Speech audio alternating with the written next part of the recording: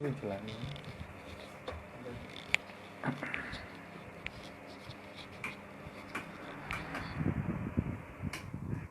जय राधा माधव कुंज बिहारी गोपीजन वल्लभ गिरवरधारी यशोदानंदन व्रजजनारंजन यमुना तीरावनचारी यमुना तीरावनचारी जय राधा माधव कुंज बिहारी राधा माधव कुंज बिहारी गोपीजन वल्लभ गिरवरधारी गोपीजन वल्लभ गिरवरधारी यशोदानंदन व्रजजनारंजन यशोदानंदन व्रजजनारंजन यमुना तीरावनचारी यमुना तीरावनचारी जय राधा माधव कुंज बिहारी राधा माधव कुंज बिहारी हरे कृष्णा कृष्णा कृष्णा हरे हरे हरे रामा राम राम हरे हरे हरे कृष्णा कृष्णा कृष्णा हरे हरे हरे रामा राम राम हरे हरे हरे कृष्णा कृष्णा कृष्णा हरे हरे हरे राम राम राम हरे हरे हरे कृष्णा कृष्णा कृष्णा हरे हरे हरे राम राम राम हरे हरे हरे कृष्णा कृष्णा कृष्णा हरे हरे हरे राम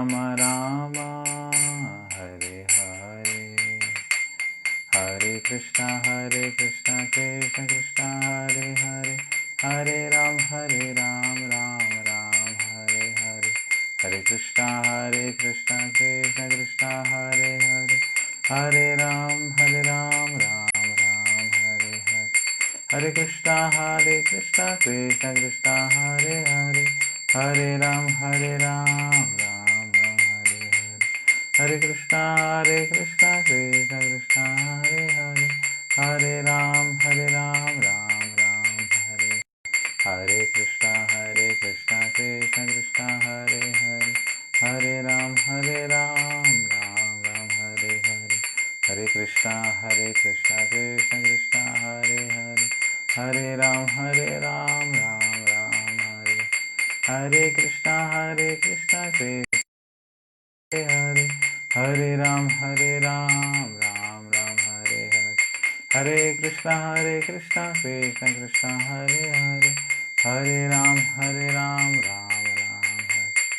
हरे कृष्णा कृष्ण कृष्णा हरे हरे हरे राम राम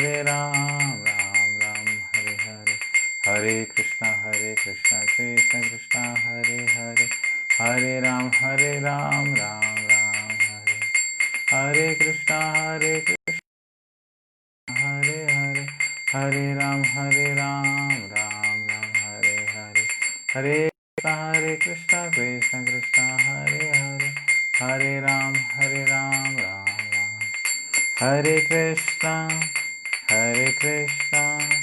कृष्णा कृष्णा हरे हरे, हरे राम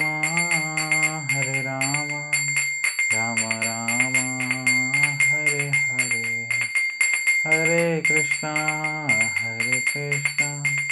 कृष्णा कृष्णा हरे हरे, हरे राम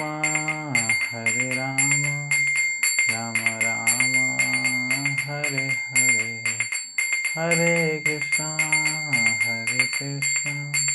कृष्णा कृष्णा हरे हरे, हरे राम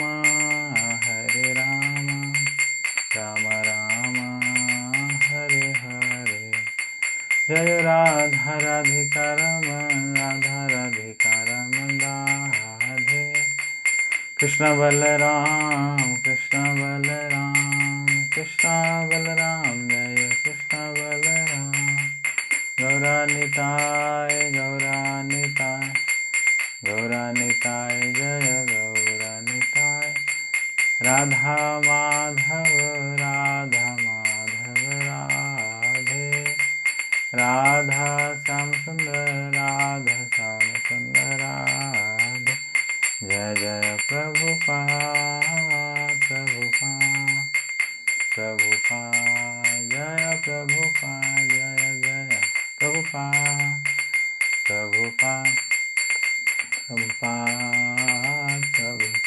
निताय गौर हरि बोल हरि बोल निताय गौर हरि बोल हरि बोल हरि बोल।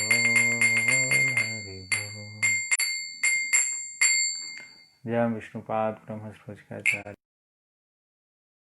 ग्रेस ऐसी भक्तिदान स्वामी श्रील प्रभुपाद महाराज की, अनंत कोटि वैष्णव वृंद की, नामाचार्य श्री हरदास ठाकुर जी की, प्रेम से कहो जय श्री कृष्ण चैतन्य प्रभु नित्यानंद, श्री अद्वैत गदाधर श्रीवासादि गौर भक्त वृंद की, श्री श्री राधा कृष्ण गोपीनाथ श्याम कुंड राधा कुंड गिरि गोवर्धन की, गंगा माई जमुना में की, विद्या देवी तुलसी महारानी जी की, श्री श्री राधा राधिका रमण कृष्ण बलराम जगन्नाथ बलदेव सुभद्रा महारानी की, निताई गौर प्रेमानंदे। All glories to the assembled devotees, all glories to the assembled devotees, all glories to the assembled devotees, all glories to Sri Sri Guru and Gauranga। ओम अज्ञानतिमिरन्दस्य ज्ञानञ्जनशलाकया चक्षुरुन्मिलितं येन तस्मै श्रीगुरुवे नमः। श्रीचैतन्यमनोभीष्टं स्थापितं येन भूतले स्वयं रूपः कदा मह्यं ददाति स्वपदान्तिकं। वन्देऽहं श्रीगुरु श्रीयुतपदकमलं श्रीगुरून् वैष्णवांश्च श्रीरूपं सागरजातं सहगण रघुनाथान्वितं तं सजीवं साद्वैतं सावधूतं परिजनसहितं कृष्णचैतन्यदेवं श्रीराधा कृष्णपादान् सहगण ललिता श्रीविशाखान्वितांश्च। हे कृष्ण करुणा सिंधु दीनबंधु जगतपते गोपेश गोपिकाकांत राधाकांत नमस्तुते। तप्त कांचन गौरांगी राधे वृंदावनेश्वरी वृषभानुसुते देवी प्रणमामि हरिप्रिये। वाञ्छाकल्पतरुभ्यश्च कृपैव च पतितानां पावनेभ्यो वैष्णवेभ्यो नमो नमः। जय श्री कृष्ण चैतन्य प्रभु नित्यानंद श्री अद्वैत गदाधर श्रीवासादि गौर भक्तवृंद। हरे कृष्णा कृष्णा कृष्णा हरे हरे, हरे राम राम राम हरे हरे। नमो विष्णुपादाय कृष्णा पृष्ठाय भूतले श्रीमते भक्तिवेदांत स्वामिनिति नामिने। नमस्ते सारस्वते देवे गौरवाणी प्रचारिणे निर्विशेष शून्यवादी पाश्चात्य देशतारिणे।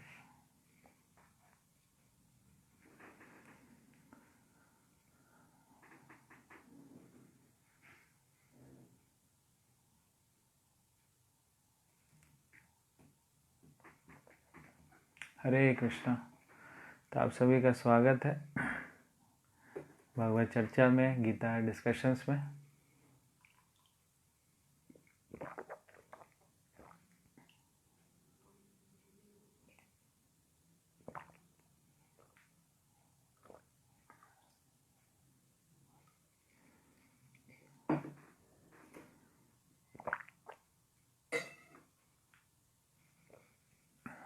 तो कल तक हमने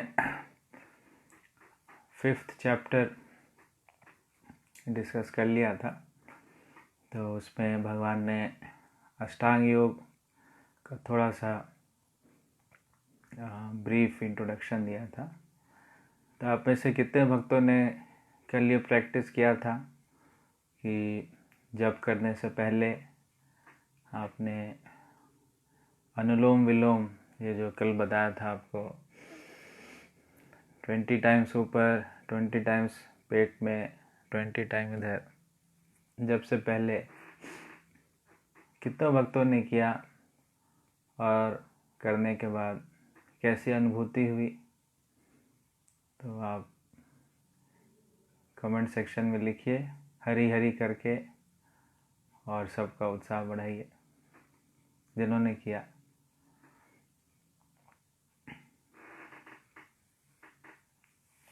और आपका जब कैसा रहा, किस प्रकार से, वो भी लिखें। सोनिया सूरी माता जी ने किया, हरी हरी, थैंक यू। और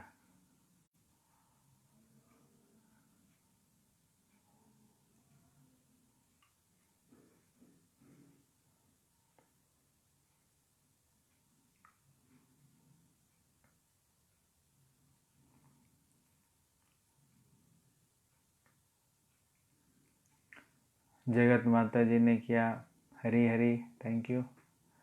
निशु कालरा माता जी पानीपत से, हरी हरी। और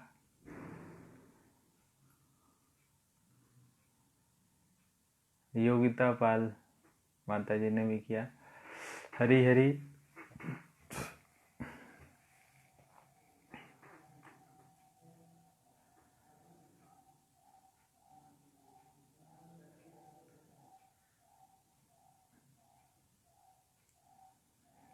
प्रीति मित्तल माता जी ने भी किया, हरी हरी, थैंक यू। सारी माता जी कर रही हैं, प्रभु जी पीछे रह जाते हैं बार बार।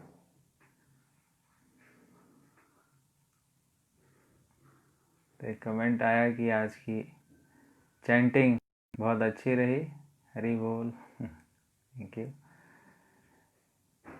नीरज मित्तल जी ने भी किया, हरी बोल, थैंक यू। बहुत आनंद आया, में ध्यान भी लगा, हरी हरी, वेरी गुड। निखिल प्रभु जी ने भी किया, पंजाबी बाग से। जपा करने में आनंद आया, 32 माला किए, क्या बात है। Very good. आज देखिए हरि नाम में रुचि आ गई आपको, 32 माला आपने कर लिया। रवि प्रभु जी, थैंक यू। और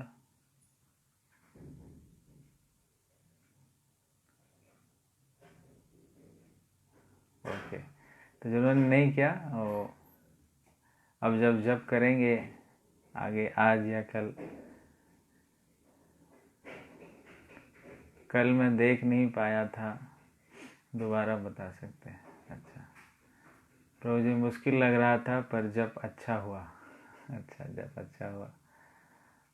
आरती राज अग्रवाल, हरी हरी, आपने भी किया, धन्यवाद।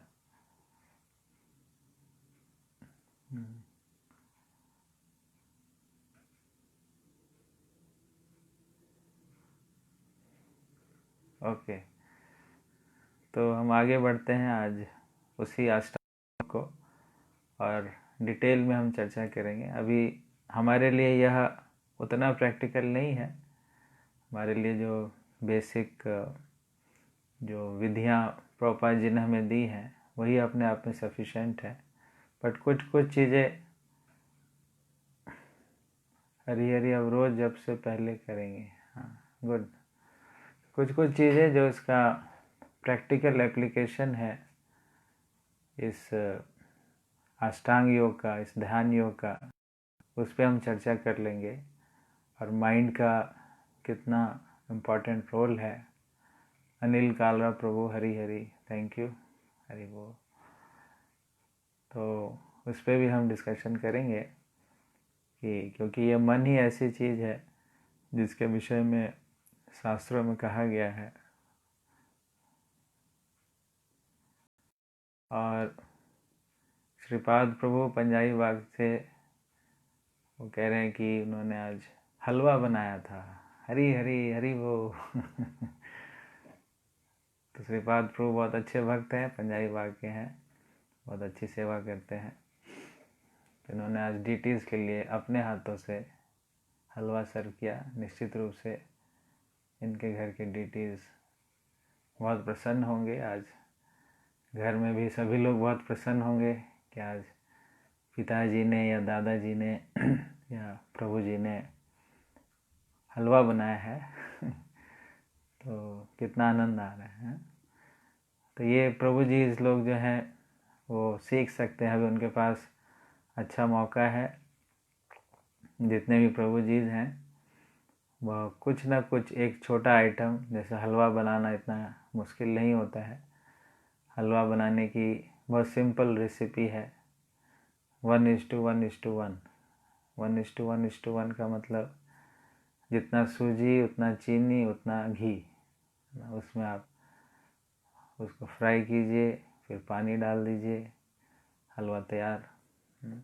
सबसे आसान होता है हलवा बनाना। तो जिनको हलवा बनाना नहीं आता है वो प्रयास कर सकते हैं, हलवा बनाएं अपने घर पर। खास करके जो मेल मेंबर्स हैं घर के प्रभु जी लोग, वो एक आइटम थोड़ा सा बना करके डेटीज़ को ऑफ़र कर सकते हैं। तो श्रीपाद प्रभु ने किया इनके लिए। हरी हरी, थैंक यू प्रभु। प्रभु जी ज्वाइन टुडे सो टुमारो। प्रभु जी धन्यवाद, प्रणाम प्रभु जी, बहुत आनंद आया। हाँ, तो अनिल बदूनी प्रभु भी पंजाबी बाग से हैं, तो इन्होंने भी प्रैक्टिस किया उसको। थैंक यू प्रभु जी। तो आप सब प्रैक्टिकली कर रहे हैं और धीरे धीरे हमारा मन भगवत गीता के संदेश के माध्यम से और शुद्ध हो रहा है, भगवान के चरणों की तरफ जाने का प्रयास कर रहा है। तो बहुत अच्छी बात है। निश्चित रूप से इस कलेक्टिव प्रयास से हमारी गुरु परंपरा प्रभुपाद जी बहुत प्रसन्न होंगे और ख़ास करके श्रीमती राधा रानी बहुत प्रसन्न होती है। श्रीमती राधा रानी जब यह देखती है कि कोई बद्ध जीव भगवान के चरणों की तरफ आकर्षित हो रहा है तो बहुत कृपा करती है और बहुत तेज़ी से उनको भगवान की तरफ लाने का प्रयास करती है। तो ये राधा रानी की इच्छा है। और जो भी हमें अच्छा लगता है या आनंद की अनुभूति होती है या संतुष्टि होती है, ये सब आह्लादनी शक्ति का एस्पेक्ट है। जो आह्लादनी शक्ति होती है उसके कारण ही हमें इस प्रकार की फीलिंग्स आती हैं। तो मेरा बहुत धन्यवाद करना चाहिए कि जिनकी कृपा से हम ऐसा प्रयास भी कर पा रहे हैं। क्योंकि भक्ति का जिस शक्ति के अंतर्गत होकर के हम भक्ति करते हैं वह राधा रानी। गीता में भगवान कहते हैं, महात्मानस्तु माम पार्था दैवीं प्रकृतिम आश्रिता, कि जो आत्मा है, जो भक्त हैं, वो दैवीं प्रकृति आश्रिता, जो भगवान की दैवी प्रकृति है, जो कि राधा रानी है, उन पर वो आश्रित होकर के वो सारी गतिविधियाँ करती हैं। तो राधा रानी का बहुत प्रेम है कृष्ण के साथ। कृष्ण के प्रेम के लिए ही बनी है। कृष्ण प्रेम का वो मूर्तिमान स्वरूप है। तो जो भक्त प्रयास करते हैं कृष्ण से जुड़ने का, तो राधा रानी उसको अपने संरक्षण में रखती है और अपने संरक्षण में रख कर के उसे कृष्ण की तरफ ले कर के जाती है।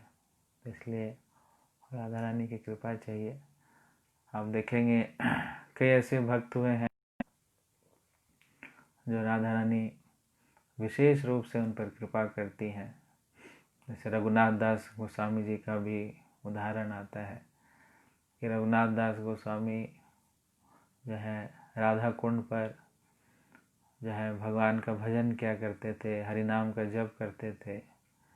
तो उनके पास इतना समय नहीं था कि वह अपनी कुटिया को बनाए।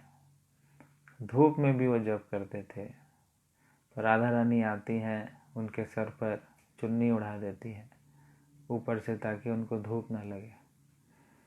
और एक बारी जब वह राधा कुंड के तट पर इसी प्रकार से भजन कर रहे थे, तब वहाँ पर एक शेर आ जाता है। तो शेर उनकी तरफ घूर घूर कर देख रहा होता है।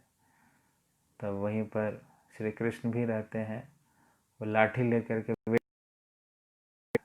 लगाएगा अगर छलांग रघुनाथ दास जी के ऊपर, तो तैयार थे लाठी लेकर के। तो भगवान और श्री कृष्ण और श्रीमती राधा रानी सदैव तत्पर हैं हम सबका सहयोग करने के लिए, हमें ऊपर उठाने के लिए, हमें अपने साथ रखने के लिए। और जो हमारा वास्तविक अनुभूति है वो भगवान के साथ ही होता है। जो जितने भी हम रसों का आस्वादन कर सकते हैं वो केवल भगवान के साथ ही कर सकते हैं। तो इस रस का आस्वादन करने के लिए हमें निरंतर भगवान से जुड़े रहने का प्रयास करना चाहिए। लेकिन इसमें जो बाधा आती है वो बाधा हमारा माइंड है। माइंड हमें बहुत डिस्टर्ब करता है। तो माइंड हमें भौतिकता की तरफ ले करके जाने का प्रयास कर रहा होता है, क्योंकि माइंड को इस प्रकार से ऐसा प्रशिक्षण दिया गया है कि वह भौतिक चीज़ों में ही रस को ढूंढने का प्रयास करता है।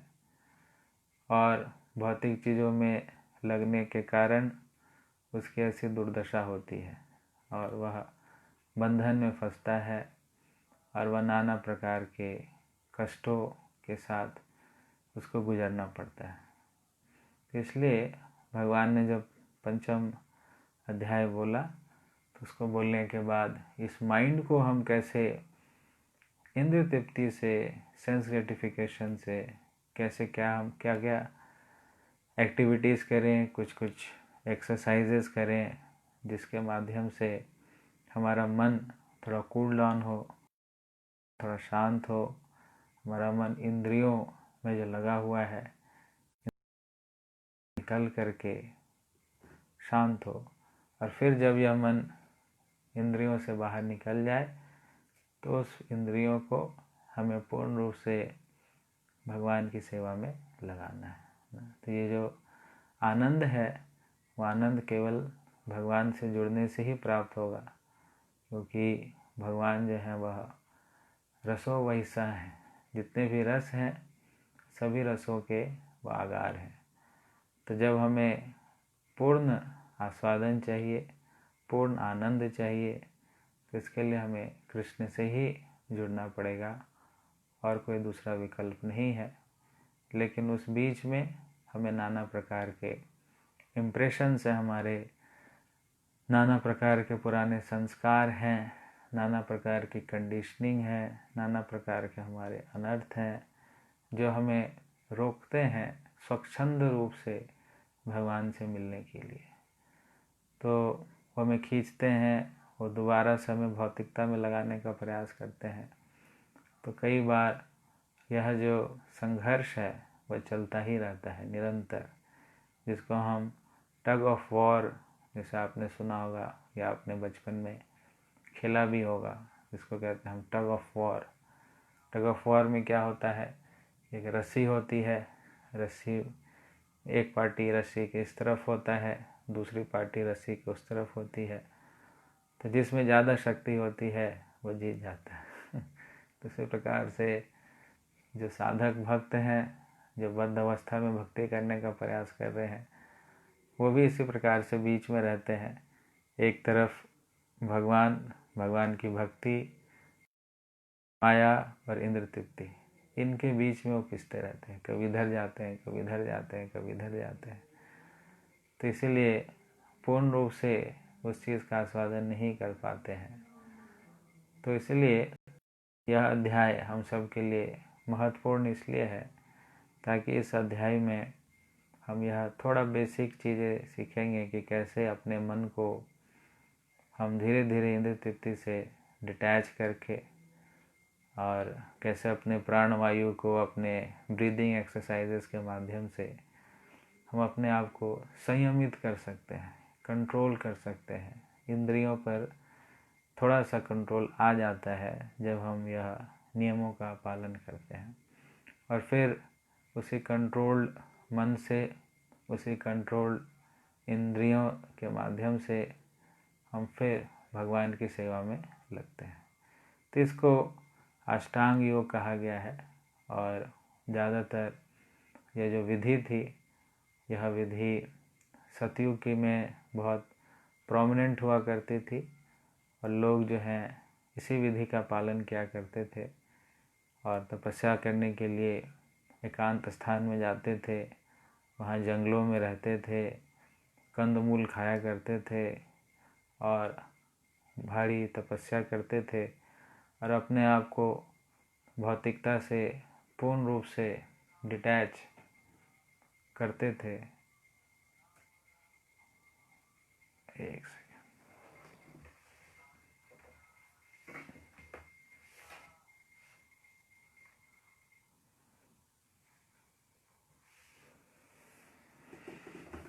अपने आप को पूर्ण रूप से डिटैच करके मन को भगवान पर लगाते थे।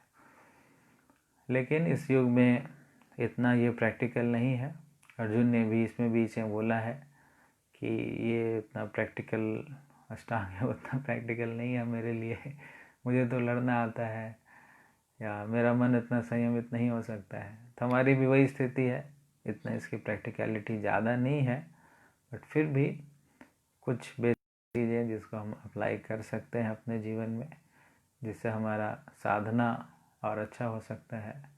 हम इस पद्धति को पूर्ण रूप से इग्नोर नहीं करते हैं। ये भी पद्धति भगवान के द्वारा बताई गई है, छठा अध्याय इम्पॉर्टेंट है, तो हम पूरा इसको इग्नोर नहीं करते हैं। लेकिन अभी उतना ये प्रैक्टिकल भी नहीं है, जैसे अर्जुन बाद में बोलेंगे कि इतना प्रैक्टिकल नहीं है। लेकिन क्या चीज़ें प्रैक्टिकलिटी है और किसको हम अप्लाई कर सकते हैं, तो अभी हम उस पर चर्चा करेंगे। श्लोक संख्या 1 छठे अध्याय का।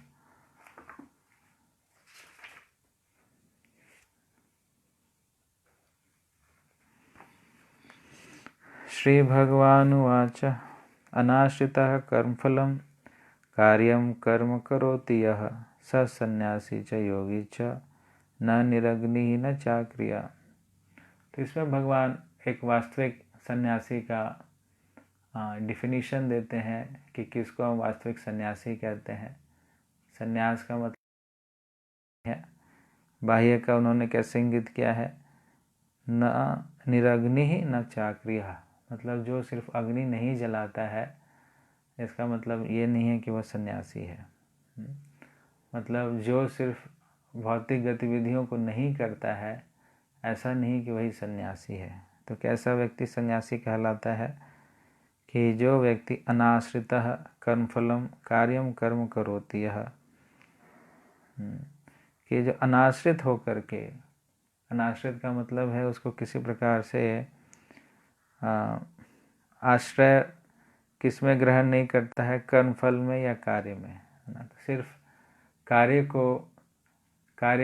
करने के लिए करता है, लेकिन कार्य से और कार्य के फलों से उसकी कोई आसक्ति नहीं होती, उसमें कोई आश्रित उसमें नहीं होते हैं। अनाश्रितः कर्मफलम कार्यम कर्म करोति वा स सन्यासी च योगी च, ऐसा व्यक्ति जो वास्तविक सन्यासी है, योगी है। न च निरग्नि न चाक्री, ऐसा नहीं है कि जो चुपचाप बैठा हुआ है और कुछ भी नहीं कर रहा है।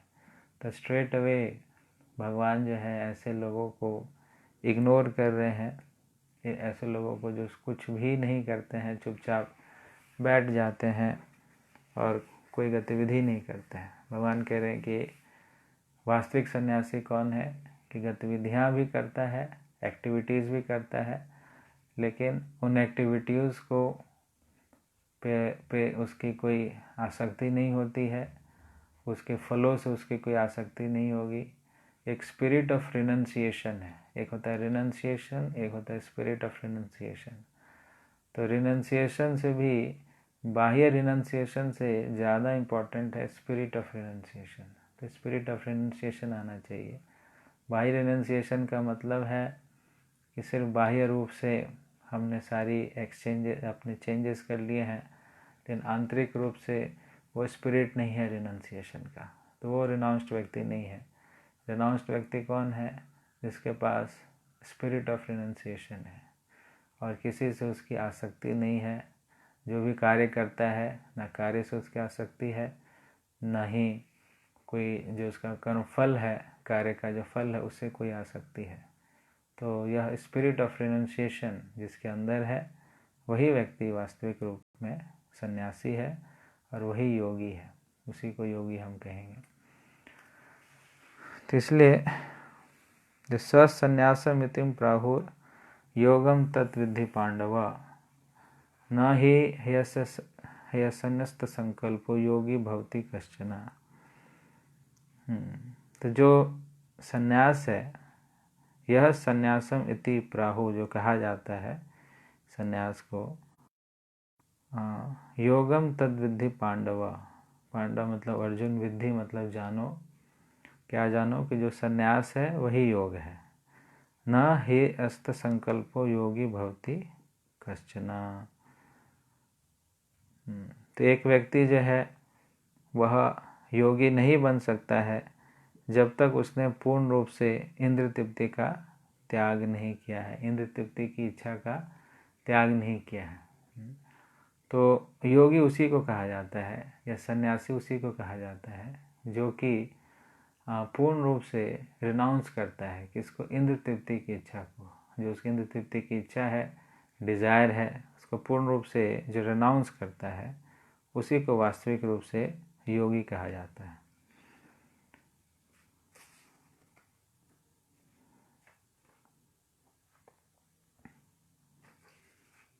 तो इसमें प्रभुपाद जी कृष्णा कॉन्शियसनेस का आप देखेंगे, प्रभुपाद जी की खासियत क्या है कि हर एक चीज़ में कृष्णा कॉन्शियस एलिमेंट डाल ही देते हैं ताकि कोई व्यक्ति एक परपट भी पढ़े, मान लो उसके पास पूरा टाइम भी नहीं है, एक परपट भी पढ़े तो कृष्णा कॉन्शियस हो जाए, है ना। तो उसमें प्रभुपाद जी कह रहे हैं कि a Krishna conscious person is simultaneously a sannyasi and अ योगी। कि जो कृष्णा कॉन्शियस है वो सन्यासी भी है और योगी भी है। कैसे सन्यासी है? कि उसका अपनी इंद्र तृप्ति की कोई इच्छा नहीं रहती है। और योगी कैसे है? कि वो हमेशा कृष्ण से जुड़ा रहता है। तो वास्तविक रूप से वास्तविक सन्यासी वही है जो कि योगी है। बिना योगी हुए कोई सन्यासी नहीं बन सकता है। सन्यासी का मतलब है जिसने परित्याग किया है, इंद्र तृप्ति का परित्याग किया है।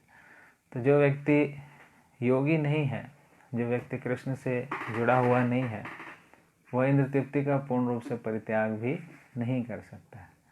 जैसे हमने कल भी चर्चा किया था इस पर डिटेल में कि कोई व्यक्ति अगर सब कुछ से हम किसी चीज़ को डिटैच करके रख दें, एक कमरे में बंद करके रख दें और बोले कि ठीक है तुम ऐसे ही रहो और तुम्हें हम सब कुछ सप्लाई करेंगे, लेकिन किसी के साथ तुम्हें बातचीत नहीं करना है, कोई इंटरेक्शन नहीं करना है, तब क्या वो व्यक्ति रह सकता है? नहीं रह सकता। उसी प्रकार से अगर किसी ने ज़बरदस्ती इंद्र तृप्ति का परित्याग किया है लेकिन कृष्ण भक्ति के रस का वह आस्वादन नहीं कर रहा, वो योगी नहीं है, तब तक वह सन्यासी भी नहीं रह सकता है। तो यही इसमें बताया गया है कि यम संन्यासमितिर प्राहु योगम तम विद्धि पांडव न हयस्त संकल्पो योगी भवति कश्चन। तो आरुरुक्ष मुनिर्योगम कर्म कारणम उच्यते योगारूढ़स्ततस्यैव समः कारणम उच्यते।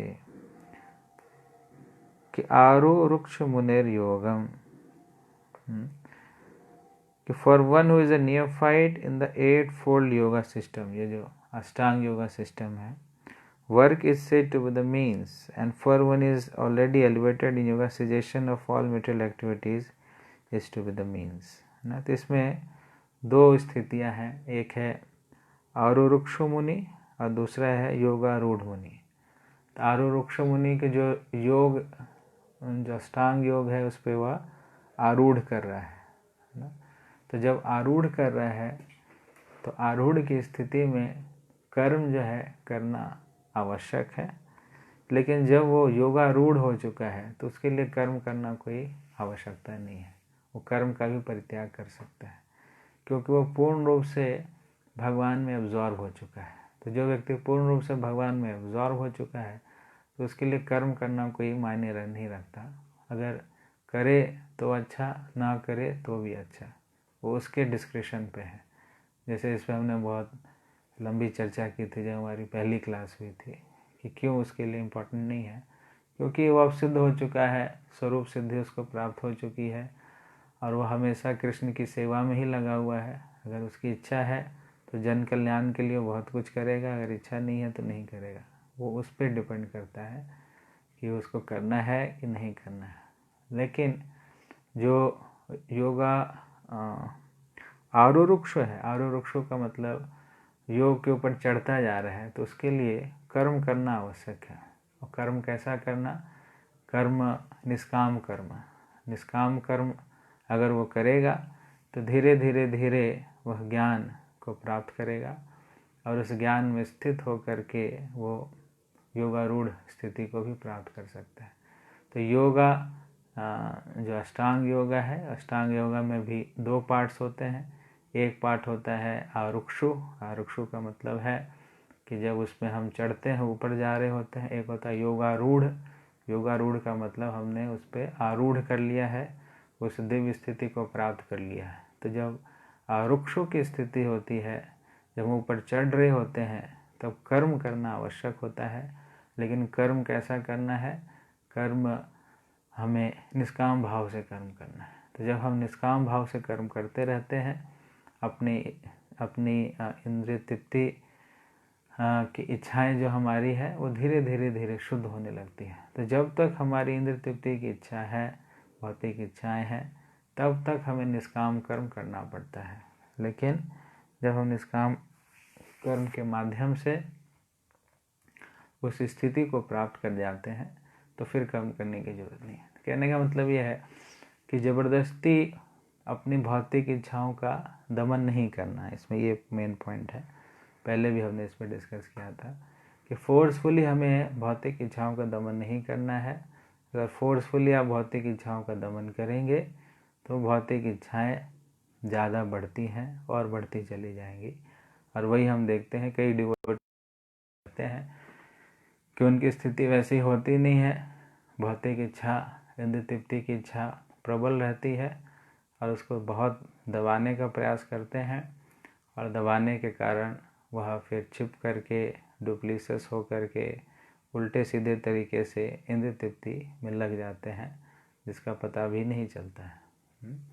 तो इसलिए ये इंद्रिय तृप्ति की अगर इच्छा है तो निष्काम कर्म करके, निष्काम कर्म करते करते वो धीरे धीरे व्यक्ति इंद्रिय तृप्ति की इच्छा से मुक्त हो जाता है। तो आरुरुक्षु मुनिर योगम कर्म कारणम उच्यते, है ना। तो जब आरुरुक्षु की स्थिति में है तो उसके लिए जो कारण है वो क्या है? वो कर्म है। जब ये योगारूढ़ हो जाता है, शमः कारणम उच्यते, शमः कारण मतलब उसको, शम मतलब छोड़ना, उस चीज़ को, सेजेशन ऑफ ऑल मटेरियल एक्टिविटीज, कारणम उच्यते, ये उसका कारण होता है। तो ये दो पहलू होते हैं। लेकिन पहले ही कोई कर्म को छोड़ दे तो फंस जाएगा, वह नीचे चला जाएगा। इसलिए पहले कर्म को नहीं छोड़ने के लिए कहा जा रहा है। जब आप आरूढ़ हो रहे हैं, स्टेप बाय स्टेप चढ़ रहे हैं, तभी कर्म को नहीं छोड़ना। जब वो स्टेज आ जाता है, ट्रांसेंडेंटल स्टेज आ जाता है, सेल्फ रियलाइज स्टेज आ जाता है, जैसे रघुनाथ दास गोस्वामी जी की हमने उदाहरण दिया, तो उसमें उनकी क्या स्थिति थी? उनकी स्थिति थी वो निरंतर लगे हुए हैं भजन में, उनको कोई दिक्कत नहीं। वो खाने की भी सुध बुध नहीं है उनकी, वो कितना खा रहे हैं, वो खाने के लिए बस 150 ग्राम या 250 ग्राम छाछ पी रहे हैं, वो भी एक बार छाछ पी रहे हैं। तो ऐसे लोगों को काम करने की कोई मतलब ही नहीं है, क्योंकि वो शुद्ध हो चुके हैं। तो जो अशुद्ध व्यक्ति है उसको काम करने की ज़रूरत है, जो शुद्ध है उसको नहीं ना। अगर वो करता है तो समझिए कृपा कर रहा है किसी के ऊपर, कुछ करता है तो, लेकिन वो इज़ नॉट बाउंड, उसको कोई बाउंडेशन नहीं है कि वो कुछ काम करे या ना करे, वो सेल्फ रियलाइज्ड है ना। जैसे और भी बहुत सारे उदाहरण हैं, ऋषभ देव जी हैं ना, उसके बाद अवंती ब्राह्मण की कथा आती है, वो हैं जो नवयोगेंद्र हैं, जो कि श्रीमद् भागवतम में आता है नवयोगेंद्र की कथा, जो कि ऋषभ देव के 9 पुत्र थे। तो वो भी ऐसे ब्रह्मांड में भ्रमण कर रहे हैं, प्रचार कर रहे हैं। नारद जी हैं, वो भी ब्रह्मांड भर में भ्रमण करते हैं, प्रचार करते हैं। अब उनकी इच्छा है तो करते हैं, नहीं इच्छा है तो नहीं भी कर सकते हैं, ऐसा कोई उनके ऊपर कोई बाउंडेशन नहीं है। 4 कुमार हैं, तो ये लोग जहाँ भी रहते हैं वो भगवान की सेवा में लगे रहते हैं। तो रघुनाथ दास गोस्वामी जी भी ऐसे ही, ये लोग डायरेक्ट इनडायरेक्ट हमेशा से, तो इनकी स्थिति ऐसी होती है कि मानसिक रूप से भी सेवा करने लगते हैं ना। मने उनका जो मन होता है वृंदावन बन जाता है ना। जैसे चैतन्य महाप्रभु कहा करते थे कि मोर मन वृंदावन, कि मेरा मन क्या है, मेरा मन वृंदावन है ना। हमारा मन क्या है, मोर मन इंद्र तृप्ति वन है कि नहीं। मन में आप देखेंगे हमेशा इंद्र तृप्ति के प्लान्स चल रहे होते हैं, है कि नहीं।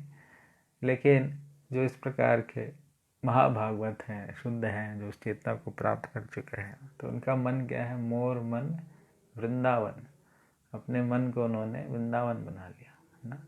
विषया छड़िया कबे शुद्ध हवे माना, कि विषयों को छोड़ करके क्या शुद्ध हवे माना, कबे हम हीरा वो श्री वृंदावन, कि कब मैं अपने मन में श्री वृंदावन को धारण करूँगा, ऐसी अभिलाषा रखते हैं भक्त।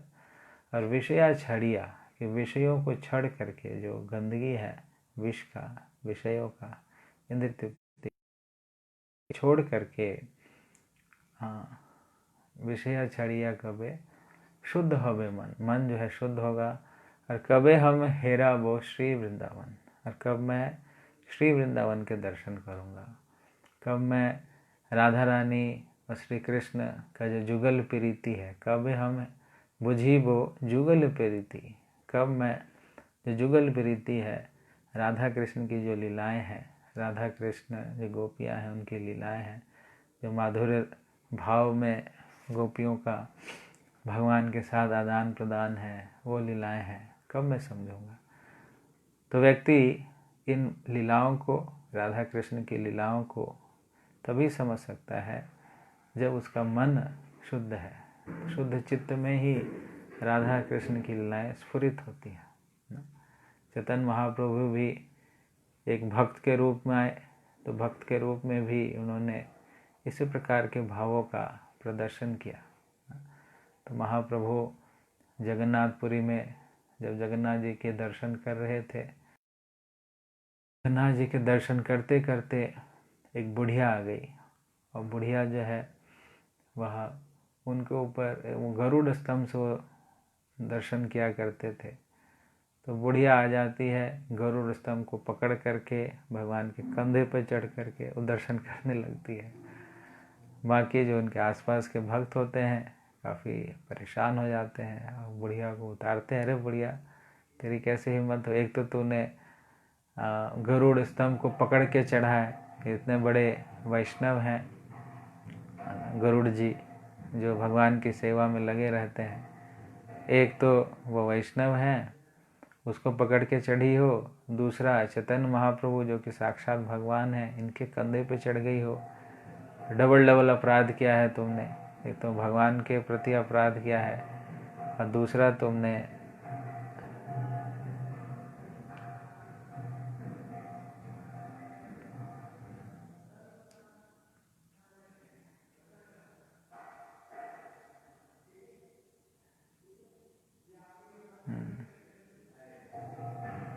एक सेकेंड, आप थोड़ा लाइन पे रहिए, मैं मृदंग को बंद करवा के।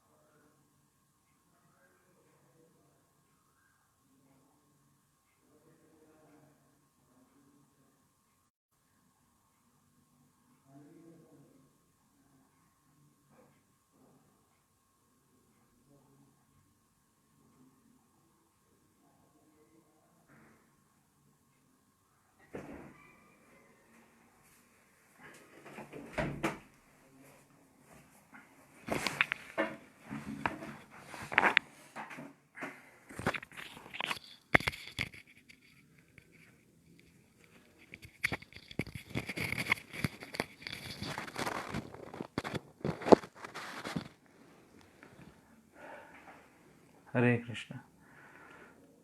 तब महाप्रभु इस प्रकार से प्रदर्शित कर रहे हैं, तो वो आते हैं और उनके ऊपर एक बुढ़िया जो है वो खड़ी हो जाती है, गुरु स्तंभ को पकड़ के बुढ़िया उनके कंधे पे चढ़ जाती है और फिर वो जगन्नाथ जी के दर्शन करती है। तो आसपास के भक्त बुढ़िया को खूब डांटने लगते हैं, कह रहे बुढ़िया तू क्या कर रही है, तुझे पता नहीं है, तुमने दो अपराध किए हैं। पहला अपराध क्या कि एक वैष्णव, गरुड़ जी इतने बड़े वैष्णव हैं, इनको पकड़ रही है, इनको पकड़ के तू चढ़ रही है। दूसरा अपराध कि साक्षात भगवान महाप्रभु हैं, उनके कंधे पर चढ़ रही है, तो ये बहुत बड़ा अपराध कर रही है। तो बुढ़िया जो है उसको क्या पता है, बेचारी उतर जाती है। लेकिन महाप्रभु अपने भक्तों को डांटते हैं, बोलते हैं कि इस बुढ़िया में देखो कितनी उत्सुकता है। तुमने ये देख लिया कि वो मेरे कंधे पे चढ़ी है, तुमने ये देख लिया कि वह गरुड़ स्तंभ को पकड़ी है, लेकिन उसमें कितना उत्सुकता है, कितना वो उत्सुक होकर के जगन्नाथ जी के दर्शन करना चाहती है। मेरे में तो उतनी उत्सुकता नहीं है जितनी उत्सुकता इस बुढ़िया में। तो महाप्रभु इस प्रकार से प्रकट कर रहे हैं जो भक्ति के प्रति, भगवान के प्रति जो भाव है वो किस प्रकार से भाव होना चाहिए। वो उत्सुकता का भाव, ईगरनेस का भाव, लौल्यम का भाव ना। तो महाप्रभु भी एक भक्त के रूप में दिखलाते हैं और जगन्नाथ जी के दर्शन करते हैं तो वृंदावन उनका स्मरण हो आता है। वृंदावन के बाद वो कुरुक्षेत्र का स्मरण हो आता है, तो उनका मन, मोर मन वृंदावन ऐसा है। वो जब बीच पे जाते हैं, वहाँ पे गार्डन होता है, तो गार्डन में वो क्या समझते हैं कि ये वृंदावन के कुंज हैं, है ना। वहाँ पर राधा और कृष्ण मिल रहे हैं, राधा और कृष्ण की रासलीला हो चुकी है, रासलीला चल रही है। राधा को ले करके कृष्ण चले गए, के बाद राधा रानी को भी छोड़ गए और वहाँ पर सिर्फ गोपियाँ हैं और गोपियों के साथ राधा रानी है और कृष्ण के विरह में है ना। जितनी भी गोपियाँ हैं सारी के सारी कृष्ण की विरह में है। तो इस प्रकार से आप देखेंगे तो बाह्य रूप से वो जगन्नाथपुरी है, एक बीच है, एक कुंज है, लेकिन उस कुंज को भी वो क्या समझ रहे हैं, ये वृंदावन का कुंज है ना। तो आरूढ़ स्थिति में क्या होता है, एक होता है आरुक्षु का मतलब जब हम चढ़ रहे होते हैं, और आरूढ़ स्थिति में क्या है कि वो हमेशा समाधि में रहता है ना। उसका जो हृदय है वो वृंदावन बन चुका है ना, और उसके हृदय में सदैव तुम्हारे हृदय सदा गोविंद विश्राम, उसके हृदय में हमेशा गोविंद का विश्राम रहता है, वो वृंदावन बन चुका है ना। तो इसको कहते हैं आरूढ़ की स्थिति में। एक होता है योगारुक्षो, जिसमें हम चढ़ रहे होते हैं, एक होता है योगारूढ़। योगारूढ़ का मतलब हम चढ़ चुके हैं। तो ये दिव्य धरातल को कहा जाता है योगारूढ़ की स्थिति या समाधि की स्थिति। तो इसमें यही दो चीज़ बता रहे हैं कि इनिशियली हमें कर्म उच्चते, कर्म आवश्यक है, एक्टिविटीज आवश्यक है, लेकिन धीरे धीरे धीरे धीरे उन्हीं एक्टिविटीज़ से माध्यम से हम कृष्ण से इतना जुड़ जाते हैं कि हमारा हृदय शुद्ध हो करके वही हृदय बन जाता है क्या, वृंदावन। और फिर जब वृंदावन बन गया तो और कुछ कार्य करे तो अच्छा, ना करे तो भी अच्छा, क्योंकि व्यक्ति हमेशा एब्जॉर्ब्ड है, उसकी एब्जॉर्प्शन है कृष्ण में, और उसको कुछ नहीं दिखलाई देता है। वो कहीं भी देखता है उसको कृष्ण ही दिखलाई देते हैं। जैसे माधवेंद्रपुरी जी की भी स्थिति क्या है कि भगवान की मानसी सेवा वो कर रहे हैं, मन से सेवा कर रहे हैं, मन में सिर्फ कौन है, कृष्ण है। और ऐसे भक्त मन से ही कृष्ण की सेवा करने लगते हैं, क्योंकि मन कहीं और नहीं जाता है, मन कृष्ण में ही लगा रहता है। तो मानसिक सेवा इसको कहा जाता है।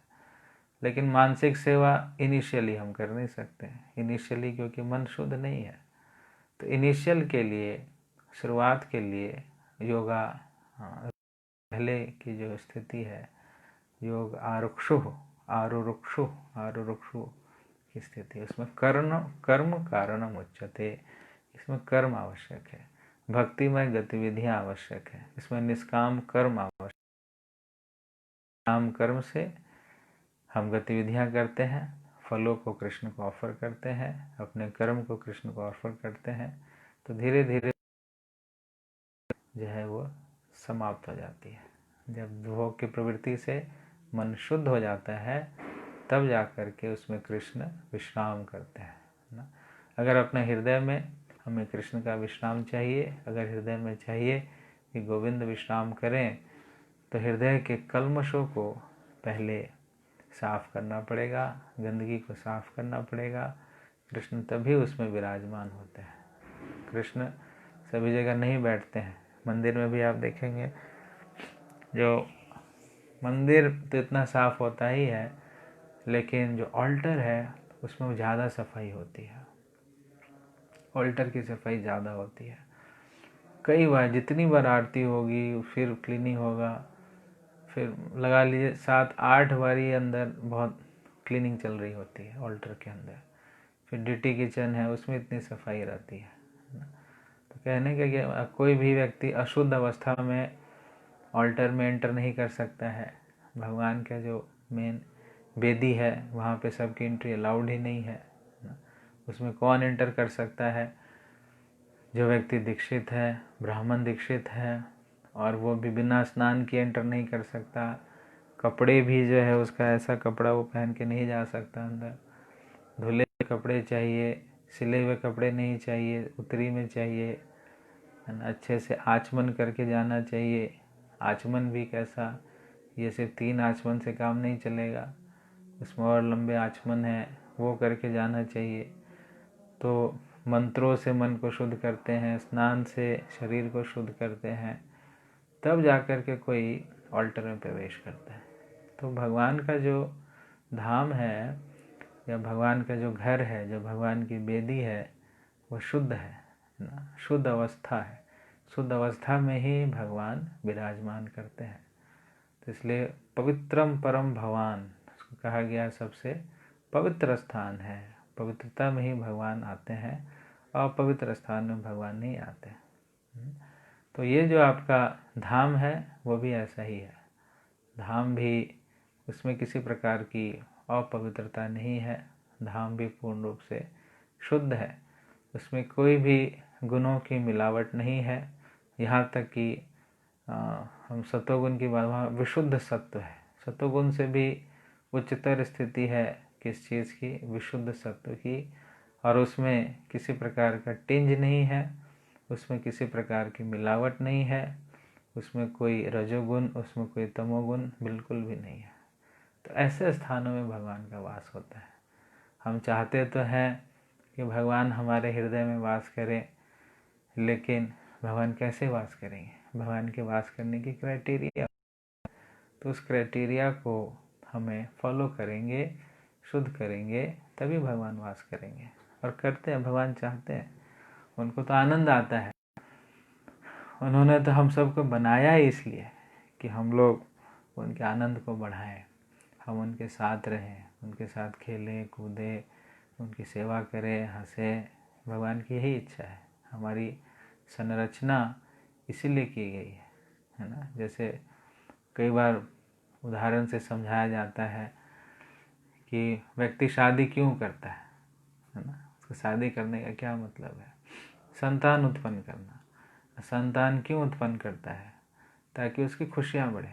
आप देखेंगे जिस घर में संतान नहीं है, शादीशुदा है, पति पत्नी है, लेकिन बच्चे नहीं हैं, तो घर कितना खराब लगता है कि नहीं। लेकिन शादी के बाद बच्चे होते हैं और बच्चों के बीच में आनंद की वृद्धि होती है। तो इसी प्रकार से भगवान ने हम सब जीवों को उत्पन्न किया, किस लिए? आनंद की वृद्धि करने के लिए। जब वो आनंद की वृद्धि होती है तब भगवान को भी अच्छा लगता है। तो हमें भी तभी अच्छा लगेगा जब हम भगवान की सेवा में लगेंगे। तो ये हमारे लिए नेचुरल, नैसर्गिक स्थिति है, सेवा करना, भगवान से जुड़ करके रखना। तो कुछ क्राइटेरिया है, कुछ योग्यताएं हैं, कुछ एलिजिबिलिटी है। बिना शुद्धता के भगवान नहीं आते हैं ना। भगवान दूर से दिखेंगे लेकिन पास नहीं आएंगे। उसी के हृदय में विराजमान होते हैं, आते हैं, बैठते हैं, खेलते हैं, कूदते हैं, जो अपने हृदय को शुद्ध रखता है। तो अष्टांग योग इसलिए उन्होंने बतलाया कि आप पहले अपने आप को शुद्ध करो, फिर आप देखेंगे 7वें अध्याय से लेकर के 12वें अध्याय तक जो 6 अध्याय हैं वह भक्ति योग कहलाता है। तो शुरू के जो 6 चैप्टर है उसको कर्मयोग कहा गया है। जो बीच के 6 चैप्टर हैं उसको भक्ति योग कहा गया है, और जो लास्ट के 6 चैप्टर हैं उसको ज्ञान योग कहा गया। तो ज्ञान योग और कर्म योग के बीच में भक्ति योग को रखा गया है ना। ये प्रोटेक्ट करके रखा गया। जैसे कोई भी चीज़ हम प्रोटेक्ट करते हैं जो बहुमूल्य होता है, तो भक्ति जो है तो सबसे बहुमूल्य चीज़ है। तो इसको प्रोटेक्ट किया, एक तरफ से ज्ञान योग से, एक तरफ से कर्म योग से, और बीच में भक्ति योग को रखा गया। तो इसके बाद जो है वो भक्ति योग भगवान बतलाएंगे। तो उससे पहले मन का शुद्धिकरण अष्टांग योग के माध्यम से। तो आरुरुक्षु की स्थिति में कर्म का हम इस्तेमाल करते हैं, क्योंकि हमें कर्म योनि प्राप्त हुई है। हमारे अंदर काम वासना है, कर्म की वासना है। तो कर्म की वासना ये जो शुद्ध होती है वो कर्म के माध्यम से ही, लेकिन यह कर्म कैसा हो? यह कर्म निष्काम कर्म हो। तो इसलिए इनिशियली हमें शुद्ध भक्त बनने का प्रयास नहीं करना चाहिए। कई बार लोग बोलते हैं हम शुद्ध हो गए, शुद्ध भक्त बन गए, लेकिन अंदर इच्छाएं भरी पड़ी हैं, तो वह जो है वो घातक सिद्ध होता है। इसलिए हम कई देखते हैं, कई वर्ष बीत जाने के बाद भी भक्तों का हृदय शुद्ध नहीं होता है, और वो इंद्र तृप्ति में ऐसे लगे रहते हैं जैसे वो पहले थे, वो शुद्ध नहीं हो पाए। कारण क्या है? कारण है वो आरुरुक्षु की स्थिति को प्राप्त नहीं कर पाए। वो गलती से अपने आप को आरूढ़ स्थिति में समझने लगे, एज्यूम करने लगे, अपने आप को एजम्पशन करने लगे कि मैं आरूढ़ हो चुका हूँ, लेकिन वो आरुरुक्षु की स्थिति में भी नहीं थे। तो आरुरुक्षु की स्थिति से ही हम आरूढ़ में आएंगे। फॉल्स एजम्पशन ना रखें। कई बार इसको शीडो डिवोटी कहा जाता है। तो तारुरुक्षो मुनिर्योगम कर्म कारणम उच्यते, योगारूढ़ योगारूढस्तस्यैव समः कारणम उच्यते। अब इसमें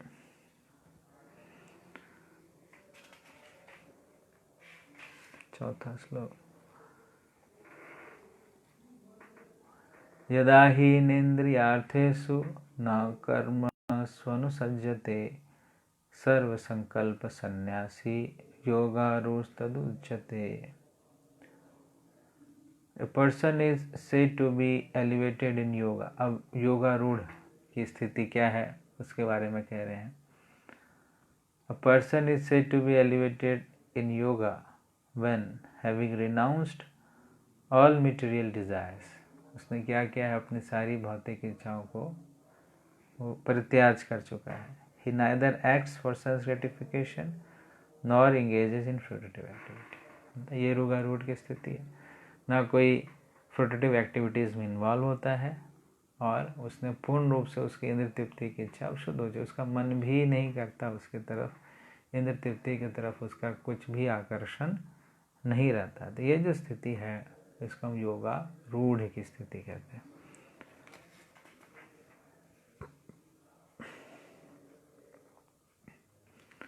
तो इसमें जो अष्टांग योग है, अष्टांग योग में 8 अंग होते हैं, है ना। तो आप में से कई लोगों ने बचपन में ये पढ़ा होगा 8 अंगों के विषय में। तो जो सबसे पहला अंग है उसको कहते हैं हम यम। यम का मतलब है रेगुलेशंस और प्रोहिबिशंस, मतलब ये डोंट्स हैं कि जो जो चीज़ें हमें नहीं करनी है उसको कहते हैं हम यम। नियम, नियम का मतलब है जो चीज़ें हमें करनी है उसको कहते हैं नियम। फिर है आसन, आसन का मतलब है कुछ बॉडीली एक्सरसाइजेस करना। फिर है प्राणायाम, प्राणायाम का मतलब है कुछ ब्रीदिंग एक्सरसाइज करना। फिर है प्रत्याहार, प्रत्याहार का मतलब जो इंद्रियां हैं उसको इंद्रिय विषयों से दूर रखना। फिर है धारणा, धारणा का मतलब है कि मन को भगवान के रूप में स्थापित करना। फिर है ध्यान, धारणा को ही और इंटेंसिफाई करते हैं तो ध्यान में परिवर्तित हो जाते हैं, भगवान का स्मरण होने लगता है। और समाधि का मतलब है वो पूर्ण रूप से एब्जॉर्प्शन है, वो भगवान की लीलाओं में भगवान के साथ वो एब्जॉर्ब हो चुका है, तो इसको कहते हैं समाधि। तो इसको अष्टांग योग कहा गया है। अष्टांग योग इसको कहते हैं। अष्टांग का मतलब है अष्ट अंग, अंग का मतलब है लिम्स या पार्ट्स, और अष्ट का मतलब है 8। तो 8 इसके क्रमशः ये ग्रेजुअल, ये स्टेप बाय स्टेप स्टार्टिंग है यम से और अंत है समाधि में। तो इस्कॉन में हम कैसे इसको फॉलो करते हैं, इस्कॉन में आप इसको, हम भी इसको फॉलो करते हैं। कैसे करते हैं? यम, यम मतलब डोंट्स, मतलब कुछ चीज़ें हम नहीं करते हैं जिसमें 4 नियम है। 4 नियम में मांसाहार नहीं करना, अवैध संबंध नहीं बनाना, शराब इंटॉक्सिकेशन नहीं पीना और किसी प्रकार से जुआ सट्टा इत्यादि नहीं खेलना। तो ये डोंट्स हैं। दूसरा है नियम, नियम में कुछ रेगुलेशंस हम फॉलो करते हैं, जैसे हम सुबह जल्दी उठने का प्रयास करते हैं, रात में जल्दी सोने का प्रयास करते हैं, मंगला आरती करते हैं, 16 माला का जप करते हैं, एकादशी व्रत का पालन करते हैं, जन्माष्टमी और जो मुख्य मुख्य त्यौहार हैं उन त्योहारों को हम बहुत अच्छे से सेलिब्रेट करते हैं और स्नान इत्यादि करते हैं, स्वच्छ वस्त्र पहनते हैं। तो इस प्रकार से हम कई नियम का पालन करते हैं। और फिर है आसन, आसन का मतलब बॉडीली एक्सरसाइज, बॉडीली एक्सरसाइज और प्राणायाम। तो ये 2 चीज़ें कई डिवोटीज नहीं करते हैं, तो इसको भी आप अपने जीवन में ऐड कर सकते हैं। आसन में खास करके आप जो सूर्य नमस्कार आसन है वो बहुत ही अच्छा आसन होता है, तो डिवोटीज इसको कर सकते हैं। ज़्यादा नहीं, आप 2 बारी सूर्य नमस्कार करें और सूर्य की तरफ मुख करके यह आसन किया जाता है। तो आप में से कई लोगों को आता भी होगा, आजकल तो योगा का काफ़ी प्रचलन है। तो सुबह स्नान के बाद या जब भी आपको समय मिले, खाली पेट में भोजन करने से पहले आसन करें। यह सूर्य नमस्कार का आसन होना यह आवश्यक है। और भी बहुत सारे आसन होते हैं, लेकिन सूर्य नमस्कार को कंप्लीट आसन कहा गया है। तो अगर समय है तो इसमें 15 मिनट्स लगेंगे मैक्सिमम सूर्य नमस्कार करने में, और 1-2 आसन आप करना चाहते हैं वो भी कर सकते हैं। लेकिन बहुत ज़्यादा 3-3 घंटे योगा करने की ज़रूरत नहीं है। हमारा ये ऑब्जेक्टिव नहीं है योगा करना, लेकिन उससे बॉडी थोड़ा डिवोशन सर्विस करने के लिए, तो इसलिए हम योगा करते हैं। हमारा योगा करने का ऑब्जेक्टिव है कि बॉडी को एक कंड्यूसिव माहौल देना, ताकि वो भगवान में लगा सके, इसलिए हम करते हैं। तो ज़्यादातर डिवोटीज करते हैं, इसको फॉलो करते हैं। तो आप भी अभी घर पे बैठे हैं, आपके पास समय है, तो सुबह आप इस बॉडीली एक्सरसाइज जो आसन है उसको कर सकते हैं। 2 बारी एटलीस्ट 2 टाइम्स सूर्य नमस्कार 15 मिनट्स में हो जाता है, 2 बारी आराम से हो जाता है, तो उसको कर लें। और उसके बाद है प्राणायाम। प्राणायाम भी 3 प्रकार के प्राणायाम हैं, इसको भी हम कर सकते हैं। यह भी काफ़ी हेल्पफुल होता है। कल एक प्राणायाम मैंने आप सबको बतलाया था, आप सबको पता ही होगा ये कि अनुलोम विलोम का। तो मैंने आपको बताया था कि काउंटिंग करके करेंगे तो आपको ज़्यादा लाभ होगा। तो इसमें जैसे हम जब सांस ले रहे होते हैं तो काउंटिंग करके सांस लें 20 टाइम्स, वो सांस अंदर जाए, फिर इसको बंद करें। बंद करने के बाद 20 गिने और उस सांस को, उस हवा को अपने पेट में रखें, और फिर दूसरी ओर से जो है उसको निकालें। जिधर से लिया उसके अपोजिट डायरेक्शन से उसको निकालें, फिर जिधर से निकाला उसको उधर से घुसाएं। तो इनहेल करें, एक्सहेल करें और बीच में उसको होल्ड करें। तो जब हम ये करते हैं तो हमारी जो अंदर की एयर्स हैं वो फिर बैलेंस होते हैं, है ना। जो एजिटेशन होता है हमारे अंदर वो due to imbalance of airs होता है ना। जो मन विचलित होता है तो एयर को भी विचलित कर देता है। लेकिन जब हम एयर को इस प्रकार से कंट्रोल करते हैं तो मन भी धीरे धीरे अपनी रेस्टलेसनेस को खो देता है। तो इस प्रकार से हम अनुलोम विलोम कर सकते हैं। दूसरा, इसको आपको पता ही होगा, भर्सिका जो है या कपाल भाती भर्सिका, इसमें 100 टाइम्स जो है आप ऐसे ऐसे करके 100 टाइम्स करेंगे तो आपका अंदर ये जो हवा है वो अंदर तक जाएगा।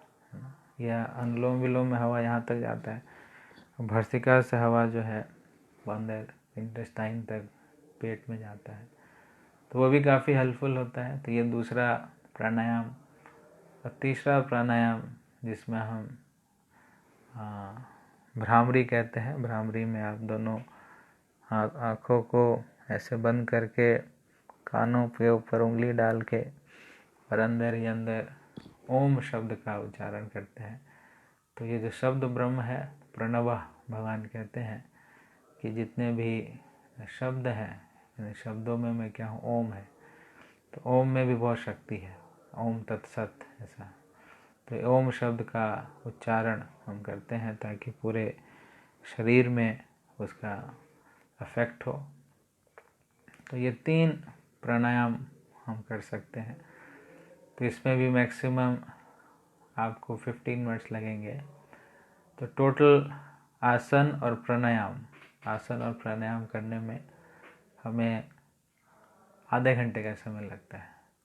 आधे घंटे जो हमें देना चाहिए अपने बॉडी को कंड्यूसिव बनाने के लिए, है ना। ये चाहिए हमें, कोई भी करते हैं पहले उसको बनाते हैं। भक्ति जो है उसके लिए भी हमें अपने शरीर को, अपने मन को कंड्यूसिव बनाना पड़ता है। जैसे आप बचपन में पेंसिल से लिखते थे, तो पेंसिल से लिखने से पहले आप पेंसिल को शार्पन करते थे। जब आप शार्पन करेंगे तब क्या होगा, आपका पेंसिल अच्छा होगा, पैना होगा। फिर जब आप पेंसिल से लिखेंगे तो आपकी राइटिंग अच्छी हो जाएगी, है कि नहीं। उसी प्रकार से ये जो यंत्र है, इस यंत्र को हमें पहले कंड्यूसिव बनाना पड़ता है ना।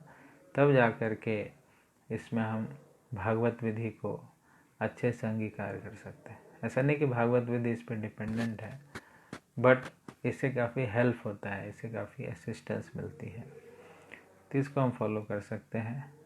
आसन, प्राणायाम, फिर है प्रत्याहार।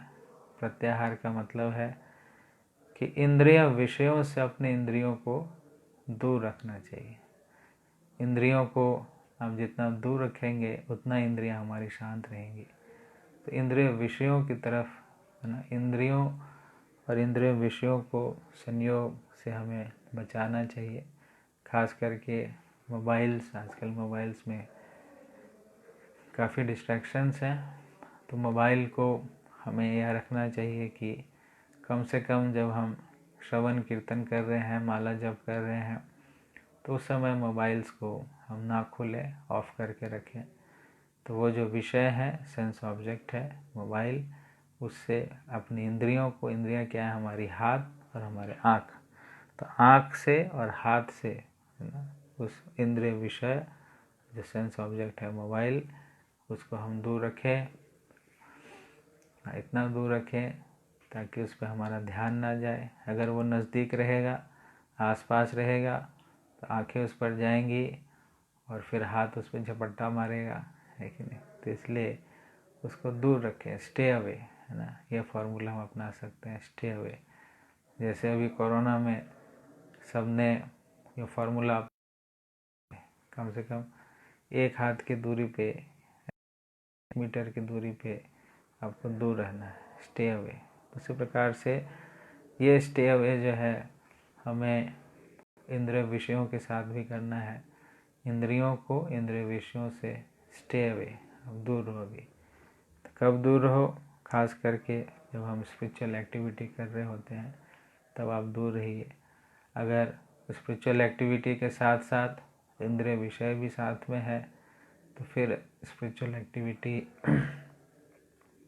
पूर्ण रूप से नहीं हो पाता है, तो उसको दूर रखना चाहिए। कम से कम जब हम जप करते हैं, जब श्रवण कीर्तन कर रहे हैं, जब सेवा कर रहे हैं, तब दूर रखें।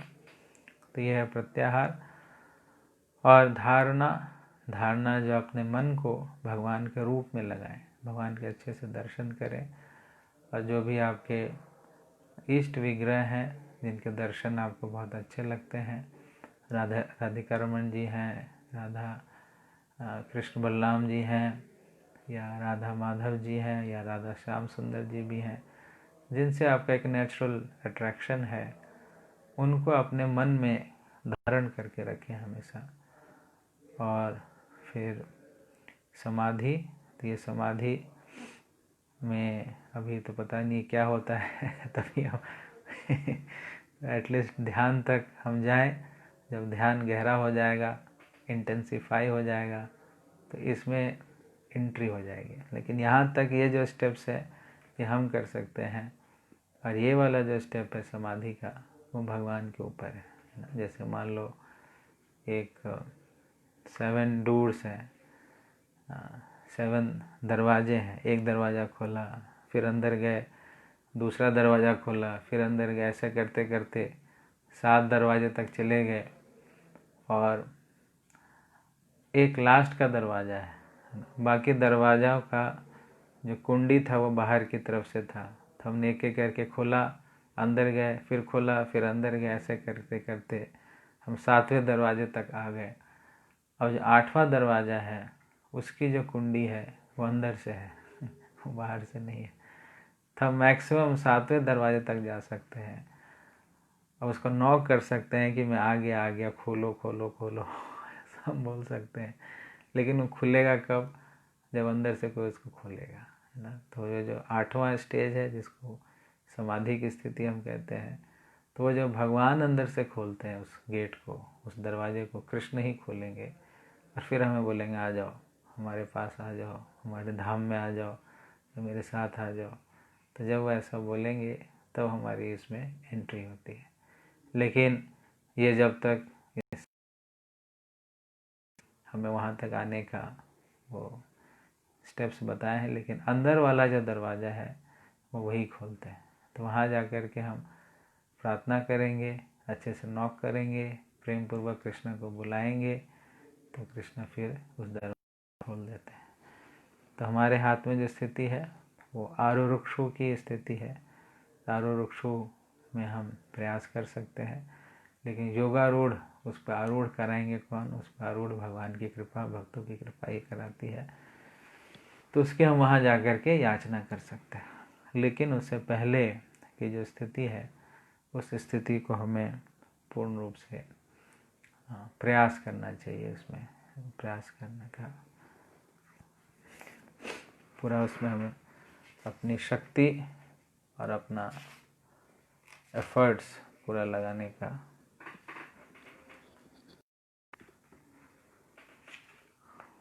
ओके, तो अब जो है 5वें और 6ठे श्लोक में मन के विषय में बतलाया गया है कि ये सब करने के लिए मन जो है वो बहुत डिस्टर्ब करेगा।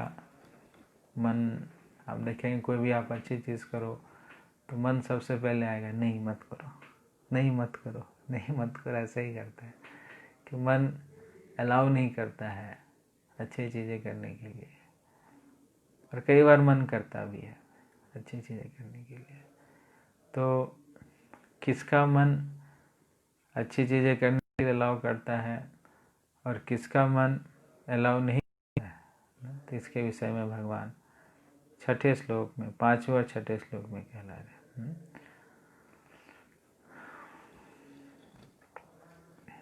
तो 5वां श्लोक है क्या? उद्धरेत आत्मनात्मानं नात्मानं अवसादयेत आत्मैव हि आत्मनो बंधुर आत्मैव रिपु आत्मनः। उद्धरेत आत्मनात्मानं, कि उद्धरेत का मतलब अपने आप को डिलीवर करें। आत्मनात्मानं, आत्मनात्मन का मतलब है आत्मा के द्वारा। तो अपनी आत्मा को हम आत्मा के द्वारा डिलीवर कर सकते हैं। तो यहाँ पर आत्मा का मतलब क्या है? यहाँ पर आत्मा का मतलब है माइंड। तो माइंड के माध्यम से हम आत्मा को, जो जीवात्मा जो हम हैं, माइंड के माध्यम से, मन के माध्यम से हम जीवात्मा को उद्धरित कर सकते हैं, लिबरेट कर सकते हैं। कहने मतलब अपने आप को मुक्त कर सकते हैं। कैसे? मन के द्वारा। नात्मानम अवसादयेत, अवसादेत का मतलब है नीचे गिराना। One shouldn't degrade himself by distracted senses. तो मन के द्वारा हमें अपने आप को गिराना नहीं है। मन के द्वारा हम अपने आप को मुक्त भी कर सकते हैं, हम अपने आप को नीचे भी गिरा सकते हैं। ये दोनों स्थितियों को प्राप्त कर सकते हैं। आत्मैव हि आत्मनो बंधुर, जो आत्मा का बंधु है, जो जीवात्मा का बंधु है आत्मा, यहाँ पे मन। तो मन जो है वह उसका बंधु भी है। और आत्मैव रिपुरात्मना, रिपु का मतलब है शत्रु। तो वह जो आत्मा है, वह जो मन है, वह क्या है? शत्रु भी है। तो मन दोस्त भी है और मन शत्रु। तो कई बार देखेंगे वो दोस्त का काम करने लगता है, बड़ा अच्छा बिहेव करता है, लेकिन कई बार वो शत्रु की तरह काम करने लगता है। तो ये समझ नहीं आता है कि वास्तविक रूप से ये मन हमारा दोस्त है या मन हमारा शत्रु है। लेकिन होना क्या चाहिए, किसी मन से हमें अपने आप को उद्धार करना है ना। ये मन जो है वो बहुत इम्पोर्टेंट फैक्टर है। कई बार हमें लगता है कि मन, भगवान ने मन क्यों बना दिया, मन नहीं होता तो कितना अच्छा होता। लेकिन मन ही वैसी चीज़ है जिससे हम अपने आप को डिलीवर कर सकते हैं। मन में इतनी शक्ति है, इतना पावरफुल चीज़ है ये माइंड। माइंड जो हमें दी गई है वो बहुत सोच समझ के दिया गया है। तो इसीलिए इस मन के माध्यम से ही कोई व्यक्ति अपने आप को उद्धार कर सकता है, और मन के माध्यम से ही कोई व्यक्ति अपने आप को नीचे भी गिरा सकता है। ये माइंड का खेल है सारा का सारा। तो भक्ति में इसका बहुत ही महत्वपूर्ण रोल है, इसका बहुत ही महत्वपूर्ण भूमिका है माइंड की। तो किसका मन दोस्त है, शत्रु है? तो ये छठे श्लोक में भगवान कह रहे हैं, बंधु आत्मात्मनस्तस्य येनात्मयम् आत्मना जितः अनात्मनस्तु शत्रुत्वे वर्तेतात्मैव शत्रुवत्। कि बंधु आत्मनास्तस्य कि उसका मन जो है वो बंधु है। बंधु का मतलब फ्रेंड है। ये नात्मय आत्मना जिता, जिसने अपने मन को संयमित कर लिया है। जिता मतलब जिसने उसको संयमित कर लिया है, उसके लिए वह जो मन है वो क्या है, सबसे बड़ा फ्रेंड है ना।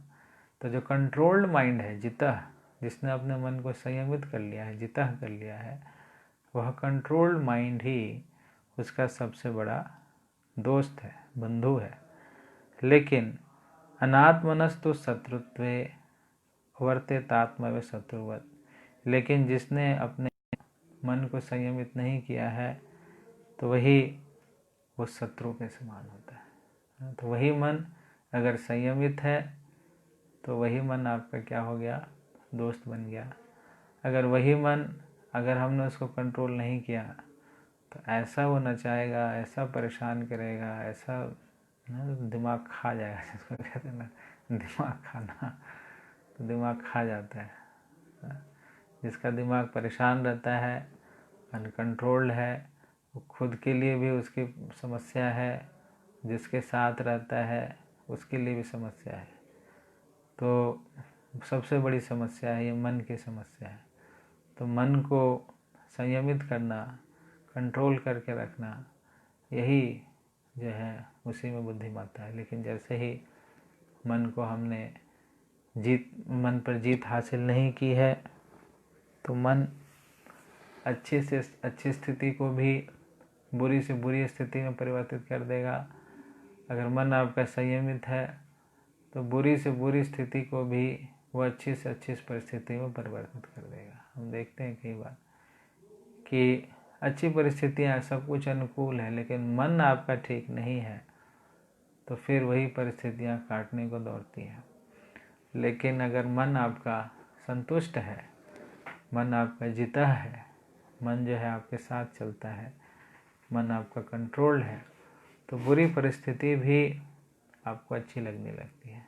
तो यह जो परिस्थितियां हैं वह ज़्यादा मायने नहीं रखते हैं। मायने क्या रखता है कि मन की स्थिति क्या है, किस प्रकार से हमने मन को स्टेट करके रखा हुआ, अपने मन को हमने किस लेवल का रखा हुआ है ना। तो अभी लोगों का मन काफ़ी विचलित रहता है, इसलिए वो परेशान रहते हैं। परेशानी का मूल कारण कुछ भी नहीं है, परेशानी का मूल कारण है विचलित मन, असंतुष्ट मन, खिंचा हुआ मन। तो ये जो मन है वही सभी दिक्कतों का, वही हमारे सफरिंग्स का, वही हमारे नाना प्रकार की व्याधियों का ये मूल कारण रहता है। तो यह हमारा सबसे बड़ा शत्रु है, अनकंट्रोल्ड माइंड। तो कृष्ण इसमें साफ साफ कह रहे हैं कि अनात्मनस्तु शत्रुत्वे, कि जिस व्यक्ति ने अपने मन पे संयम काबू नहीं किया, जिसको मन चला रहा है, तो वह व्यक्ति शत्रु के द्वारा ड्रिवन है। शत्रु जो है नुकसान ही करता है, शत्रु अच्छा नहीं करता है। तो अनकंट्रोल्ड माइंड हमेशा हमारा नुकसान करता है, समय की बर्बादी करता है, धन की बर्बादी करता है, मनुष्य जीवन की बर्बादी करता है। वो इसी प्रकार से खिन्न सा रहता है। लेकिन अगर उसी मन को अगर हम तरीके से संयमित कर दिया है, भगवान के चरणों में लगा दिया है, उसको शुद्ध कर दिया है, तो वही मन जो है हमारा वृंदावन बन जाता है। उसी में फिर फीलिंग्स जो आती हैं वो कृष्ण के लिए फीलिंग्स आती हैं। अगर वो मन शुद्ध नहीं है, अनकंट्रोल्ड है, तो अपने अहंकार के लिए उसको फीलिंग्स आती है। वो हमेशा अहंकार को प्रोटेक्ट करता रहता है। लेकिन वही अगर मन आपका शुद्ध हो चुका है तो वही मन मित्र का कार्य करता है। तो अनकंट्रोल्ड माइंड जो है वो शत्रु है, सबसे बड़ा शत्रु है, और जो कंट्रोल्ड माइंड है वो हमारा सबसे बड़ा मित्र है। तो यह भगवान जो है 5वें 6ठे श्लोक में कह रहे हैं। उसके बाद 7वें से लेकर के 9वें श्लोक तक कृष्ण जो है, जो व्यक्ति योगारूढ़ हो जाता है, तो योगारूढ़ में होने के बाद उसके क्या क्या सिम्टम्स होते हैं, उसके क्या क्या लक्षण होते हैं, जो उस स्थिति को प्राप्त कर लेता है, मन को कंट्रोल करते हुए योगारूढ़ हो जाता है, भगवान का सदैव स्मरण करता रहता है, भगवान की सेवाओं में ही लिप्त रहता है। तो ऐसे लोगों की क्या स्थिति होती है उसके विषय में भगवान 7वें से लेकर के 9वें श्लोक में बतलाते हैं। तो कल हम इस पे चर्चा करेंगे आगे का।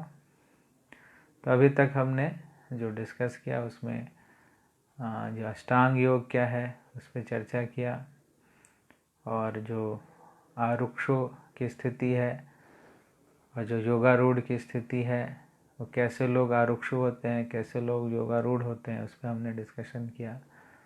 और अष्टांग योग में हम कैसे 7 श्रृंखलाओं तक, 7 स्टेप्स तक हम जा सकते हैं समाधि से पहले, प्रैक्टिकली हम इस्कॉन में कैसे उसमें फॉलो कर सकते हैं, उसको हमने थोड़ा डिस्कस किया। तो अभी आपका कोई प्रश्न है, कोई जिज्ञासा है, तो आप कमेंट बॉक्स में इसको लिख सकते हैं, आप लिखिए। और तब तक जो कल तक के लिए जो आपका एक्सरसाइज है वो यह है कि जो हमने चर्चा किया इसमें कि हमें 2 प्राणायाम और 3 प्राणायाम और 2 सूर्य नमस्कार, 2 आसन सूर्य नमस्कार के, और 3 प्राणायाम अनुलोम विलोम, भर्सिका और भ्रामरी आधे घंटे खाली पेट में जब भी हो सुबह कर लें तो अच्छा है, नहीं तो आप दोपहर में भी कर सकते हैं अगर टाइम है तो ये करेंगे। और कल जब आएंगे तब आप बतलाएंगे जैसे आज बतलाएं। और जो भक्त बाकी चीज़ें नहीं कर रहे हैं, सिर्फ 8-10 भक्ति इसमें एक्टिव हो रहे हैं, तो मेरा सबसे अनुरोध है कि जो प्रैक्टिकल एक्टिविटीज़ बताई जा रही है आप उसको कीजिए। बिना किए आपको पूरा लाभ नहीं प्राप्त होगा ना। तो 50 से लेकर 60 भक्त इस क्लास को रेगुलर सुन रहे हैं, तो मेरी ये इच्छा है कि सभी इसको प्रैक्टिकली करें। अभी तक जो हमने प्रैक्टिकलिटीज़ डिस्कस किया है मैं आपको फिर से बता देता हूँ, जिनका मिस हुआ है वो उसको फॉलो करें, और जो करते आ रहे हैं वो सब तो करते ही रहेंगे, उसके साथ साथ डेली ये कुछ ना कुछ प्रैक्टिकल एक्टिविटी जो है वो ऐड होता चला जाएगा।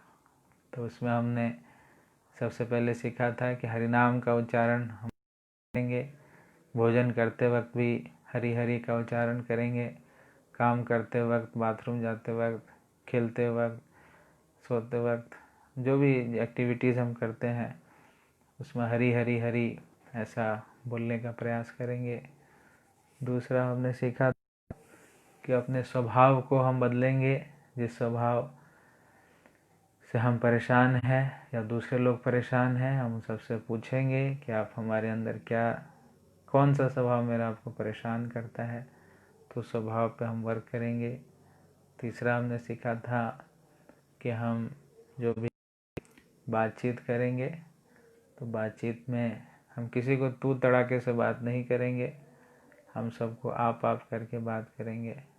चौथा हमने सीखा था कि डीटीज़ के लिए कुछ ना कुछ ऑफ़र करेंगे, अपने हाथों से बनाएंगे। खास करके जो प्रभु जी लोग हैं जिनके पास अभी टाइम है, वो घर पे कोई एक आइटम, जैसे आज श्रीपाद प्रभु ने हलवा बनाया, कल योजित प्रभु ने कचौड़ी बनाया, तो ऐसे जो प्रभु जी लोग हैं वो एक आइटम जो है घर पे सीखें अपनी पत्नी से या अपनी मम्मी से, जो माताएं हैं उनसे, और अपने सिंपल ऑफरिंग करें, डिटीज़ को ऑफ़र करें।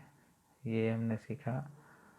और फिर हमने सीखा कि जप करने से पहले इस अनुलोम विलोम को हम करें। और आज हमने सीखा कि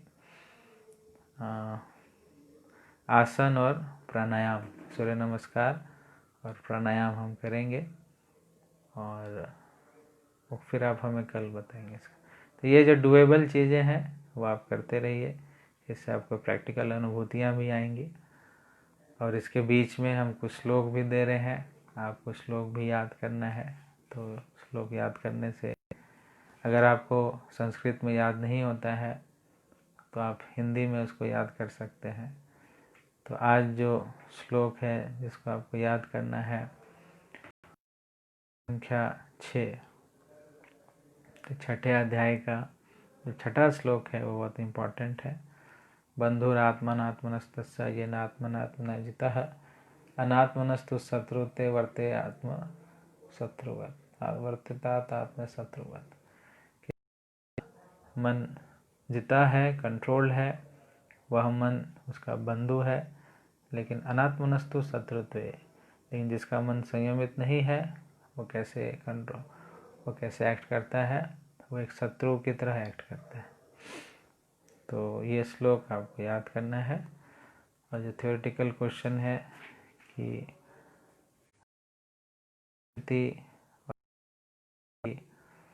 किस स्थिति को आरुक्षु स्थिति कहते हैं और किस स्थिति को हम योगारूढ़ स्थिति कहते हैं। तो आरुक्षु स्थिति में किसको लगना चाहिए और योगारूढ़ स्थिति में क्या होता है, तो इसमें हमने कई एग्जाम्पल्स दिए थे योगारूढ़ स्थिति के, तो आप लिखना चाहें तो लिखें। और जो हम चर्चाएं कर रहे हैं तो इसको दोबारा से आप सुन भी सकते हैं, दोबारा से इसको अपने घर पर डिस्कस भी कीजिए। ये मौका अच्छा है कि लॉकडाउन अभी खुलने वाला नहीं है, तो आपके पास टाइम है गीता को डीप स्टडी करने का, अच्छे से स्टडी करने का, प्रैक्टिकल स्टडी करने का। गीता जो है सिर्फ सुनाने के लिए नहीं होता है, गीता को जीवन में लगाने के लिए होता है। ये जीवन जीने के लिए पुस्तक है, ना किसी बांटने के लिए और सुनाने के लिए। तो जब हम इस पर जीवन जिएंगे तभी अपना जीवन आनंद में आएगा। तो इस पर हम वर्क करें। हरे कृष्ण। बाकी आप क्वेश्चंस कुछ हैं तो आप क्वेश्चंस लिखें इस पर, नहीं क्वेश्चंस हैं तो फिर आज क्लास फिर यहीं समाप्त करेंगे। कल हम फिर 7वें श्लोक से स्टार्ट करेंगे।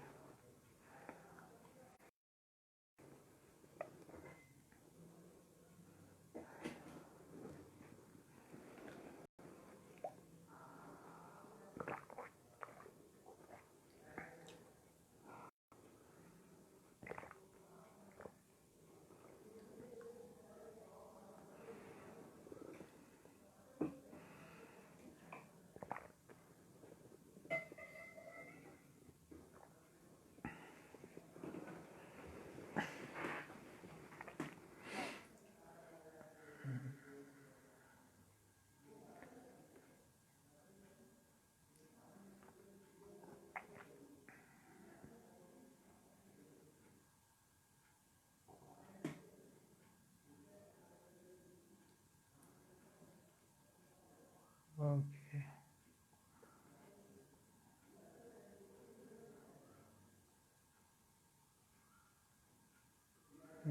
क्वेश्चन आ गया। ओके, सौरभ सचदेवा प्रभु पानीपत से। प्रभु जी, डेली रूटीन में शॉप भी जाना होता है और मॉर्निंग प्रोग्राम भी करना होता है, ऐसे में एक्सरसाइज टाइम नहीं मिल पाता है, तो कैसे मैनेज करें? एक्सरसाइज ना होने से हेल्थ अपसेट रहती है। तो वही मैंने कहा कि अगर सुबह कर सकते हैं सुबह कर लें, सायंकाल कर सकते हैं सायंकाल कर लें, जब भी आपको टाइम मिलता है। लेकिन आपका पेट जो है उस समय थोड़ा खाली होना चाहिए। भरे पेट में योगा हम नहीं करते हैं, खाली पेट में करते हैं। तो कई भक्त सुबह ही कर लेते हैं, कई भक्त बिजी होते हैं वो शाम को कर लेते हैं। तो कोई एक टाइम में बेस्ट है कि आप सुबह कर लें तो बहुत अच्छा है। दिन करें, 24 घंटे में कभी करें, सूर्यास्त से पहले करें तो ज़्यादा अच्छा है।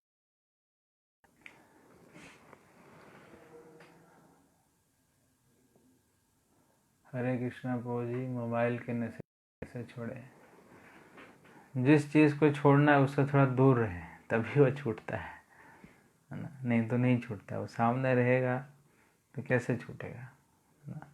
तो जिस चीज़ को हमें छोड़ना होता है उससे हम दूर रहते हैं तो वो धीरे धीरे छूट जाता है। चाहे वो व्यक्ति है, चाहे वो कोई ऑब्जेक्ट है। तो जिस व्यक्ति पिंड छुड़ाना है तो उससे दूर रहो तो धीरे आप भूल जाओगे।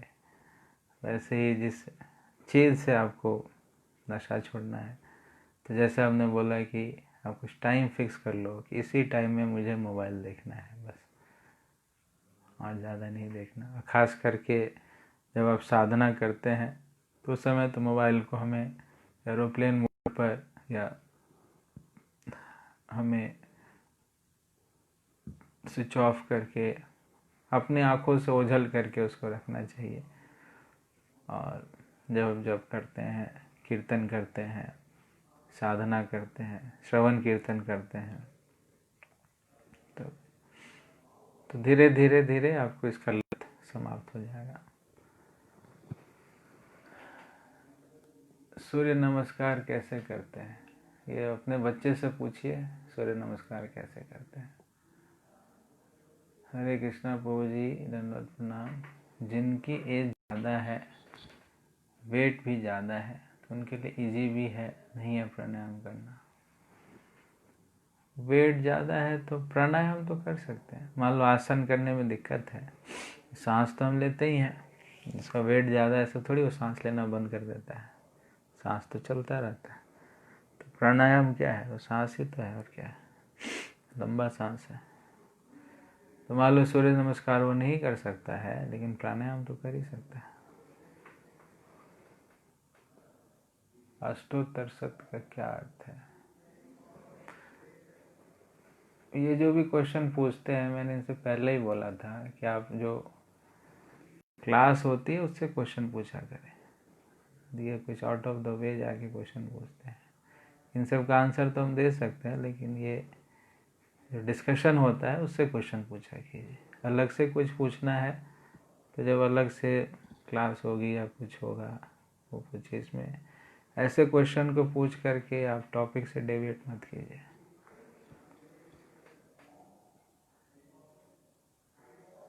एक्सरसाइज कम कर सकते हैं,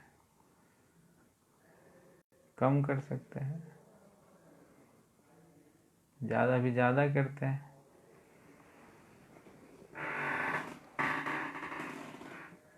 तो मिनिमम कीजिए अभी जितना मैंने बोला। मेरा क्वेश्चन ऊपर है। हरे कृष्णा, क्या इस तरह की क्लास बाद में भी हो सकती है? बहुत हेल्पफुल क्लासेस हैं। अभी भविष्य की चिंता मत कीजिए, वर्तमान में रहिए। भविष्य में क्या होगा हमें पता नहीं है, तभी जो मिल रहा है ले लीजिए, पता नहीं मिलेगा कि नहीं मिलेगा। तो भविष्य में क्या होगा हमें कुछ नहीं पता, इन वर्तमान में जो मिल रहा है हमें उसका पूरा लाभ उठाना चाहिए। ध्यान, धारणा, समाधि का एक्सप्रेशन अच्छे से समझ नहीं पाया। ध्यान बताया कि ध्यान से पहले आपका धारणा है, धारणा के बाद ध्यान है।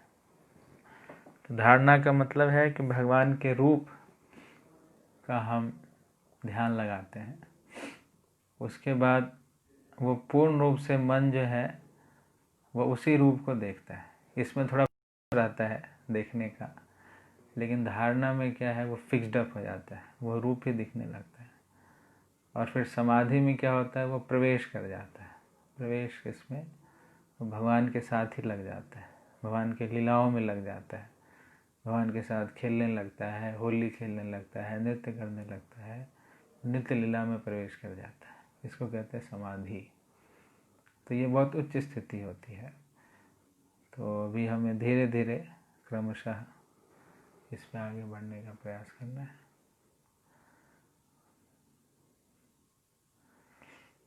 प्रभु जी, थैंक्स फॉर नाइस लेक्चर। हरे कृष्णा प्रभु जी, यम का मतलब क्या बताया? जो हम नहीं करते हैं उसको कहते हैं। जैसे हम मांस नहीं खाते, अवैध संबंध नहीं करते, नशा नहीं करते, जुआ सट्टा नहीं खेलते, तो इसको कहते हैं डोंट्स। जो भक्ति के प्रतिकूल चीज़ें हैं उसको हम नहीं करते, तो उसको प्रोहिबिशंस कहते हैं, जो होता है डोंट्स। डूज का मतलब जिसको हम करते हैं। नियम का मतलब नियम है, रूल्स एंड रेगुलेशंस हैं, उसको हम नियम कहते हैं। और जो ये आपका यम है, यम का मतलब है जो डोंट्स हैं, जिसको हमें नहीं करना चाहिए, उसको कहते हैं। हरे कृष्णा प्रभु जी, यम का मतलब हो गया प्रभु जी मन को और कैसे भगवान के प्रति लगा सकते हैं। वही सब हम प्रैक्टिकल चीज़ें बता रहे हैं, उसको करते जाइए, मन लगता चला जाएगा। हरी हरी हरी बोल। ठीक है, सबके प्रश्न हो गए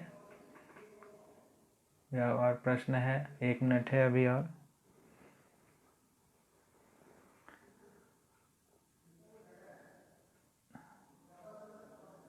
तब इन लेक्चर्स के लिए कई लोग कह रहे थे मुझे, तो हमने अभी एक YouTube पे भी चैनल स्टार्ट कर दिया है, नाम प्रेम दास के नाम से है।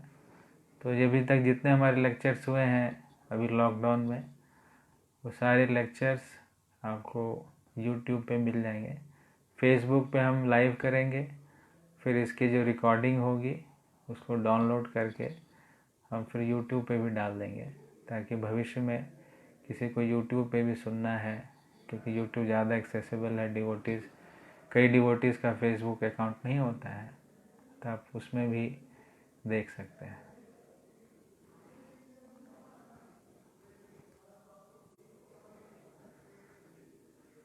हरे कृष्ण। प्रभु जी, हरी हरी किस तरह कहना है? जैसा भी बोला हरी हरी ऐसे कहना, और कैसे कहना है? हरी हरी बोलते रहिए। पानी पिया, जैसे अभी आपको दिखाते हैं कैसे बोल रहे हैं। जैसे आपने पानी पिया, ऐसे फिर बोलिए हरी हरी। बाद में ही बोल सकते हैं, पहले ही बोल सकते हैं हरी हरी। फिर बोला हरी हरी।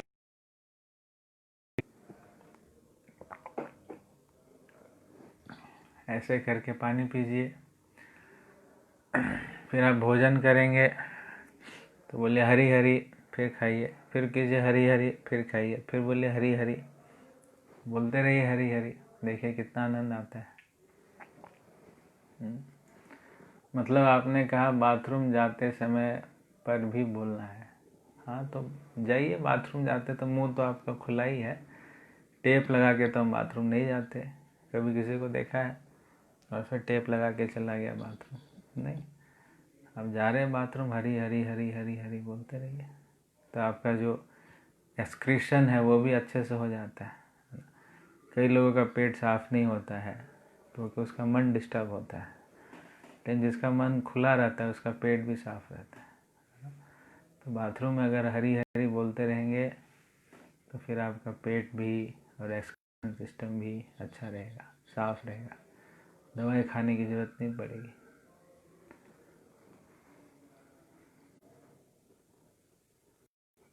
मन को कैसे कंट्रोल करें, तो वही सब सीख रहे हैं हम। जो जो बता रहे हैं उसको करते कंट्रोल में आ जाएगा। तो आजकल भक्तों का संग नहीं मिल पा रहा है, मिल रहा है 2 घंटे से हम भक्तों का संग ही कर रहे हैं। 60-70 भक्त बैठे रहते हैं यहाँ पे आपकी तरह, तो इसको और क्या कहेंगे, भक्तों का संग ही है। तो लॉकडाउन में हमने कोशिश किया है 5 से लेके 7, 7:15 तक यह भक्तों का संग। पहले तो आपको वीकली संग मिलता था, अब डेली संग मिल रहा है, और क्या चाहिए। इसको पूरा लाभ उठाइए।